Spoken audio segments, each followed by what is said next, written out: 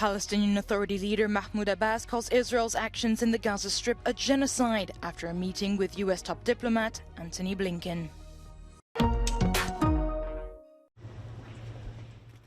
A high-security surprise visit to the occupied West Bank by US Secretary of State Antony Blinkin. There, Mahmoud Abbas, leader of the Palestinian National Authority, told him a genocide was unfolding in Gaza by Israel, as Blinkin warned against the forced displacement of Palestinians from the Gaza Strip. Washington had proposed localized pauses in fighting to allow in humanitarian aid. Israel's Prime Minister Benjamin Netanyahu rejected this when he met with Blinkin on Friday.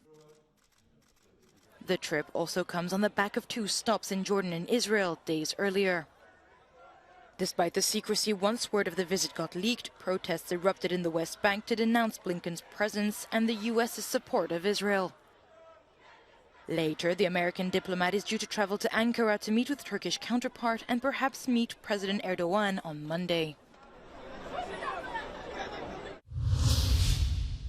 Israeli warplane struck the Maghazi refugee camp in central Gaza early on Sunday. Palestinian Health Ministry officials say the strikes have killed at least 30 people and wounded more than 40. The camp is located in the evacuation zone where Israel's military had urged Palestinians in Gaza to seek refuge. This comes as Israel vows to crush the territory's Hamas rulers. בסיומה של המלחמה לא יהיה עוד חמאס בעזה, לא יהיה איום ביטחוני מרצועת עזה על ישראל, ולישראל יהיה חופש פעולה מוחלט לבצע כל פעולה ביטחונית שהיא תרצה כנגד כל מי שירים את ראשו בעזה.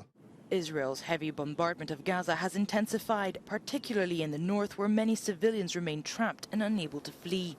Health officials there say since October 7th, Israel has killed more than 9,000 Palestinians in the Strip in retaliation for the 1,400 Israelis killed in the Hamas militant attack.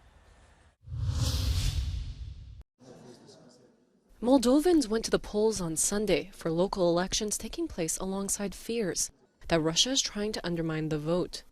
The country sits next to Ukraine, and one of the main issues dominating this campaign trail is the possibility of Moldova's membership to the bloc.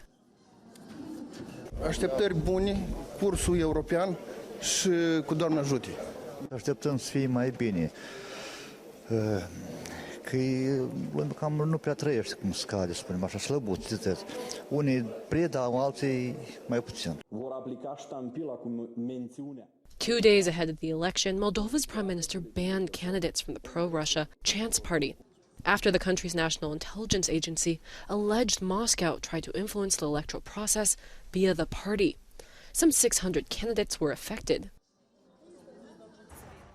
Sunday's ballot will elect nearly 900 mayors and 11,000 local councillors for a 4-year term.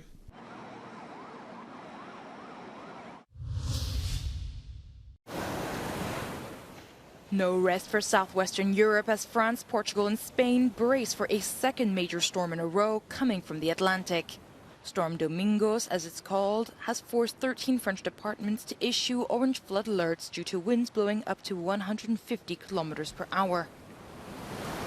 Ça souffle, mais je suis habitué, on vient de la Bretagne, donc on a voulu éviter la tempête en Bretagne et on vient ici. However, the storm is believed to be less extreme than its predecessor Kiran, which is yet to fully calm and has caused significant damage and casualties across the western part of the continent. For many, it is time to evaluate the damage the unusually violent storm left in its wake. At least 19 people have died from Storm Kiran. Thousands were evacuated in Tuscany due to the heavy rainfall. A hostage situation at Hamburg airport involving a young child has ended after 18 hours.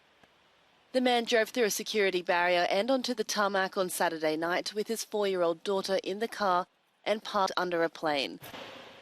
Police said the man shot his weapon twice in the air and threw burning bottles from the vehicle. He eventually gave himself up without resistance and was arrested. The incident disrupted several flights in and out of the airport. Authorities believe the situation involved a custody dispute.